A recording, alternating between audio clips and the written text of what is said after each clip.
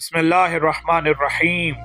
تمام حمد اس اللہ کے لیے جس کی مدح تک بولنے والوں کی رسائی نہیں، جس کی نعمتوں کو گننے والے گن نہیں سکتے، نہ کوشش کرنے والے اس کا حق ادا کر سکتے ہیں، نہ بلند پرواز ہمتیں اسے پا سکتی ہیں، نہ عقل و فہم کی گہرائیاں اس تک پہنچ سکتی ہیں۔ اس کمال ذات کی کوئی حد معین نہیں ہے، نہ اس کے لیے توصیفی الفاظ ہیں، نہ اس کی ابتدا کے لیے کوئی وقت ہے جسے شمار میں لایا جا سکے، نہ اس کی کوئی مدت ہے جو کہیں پر ختم ہو جائے۔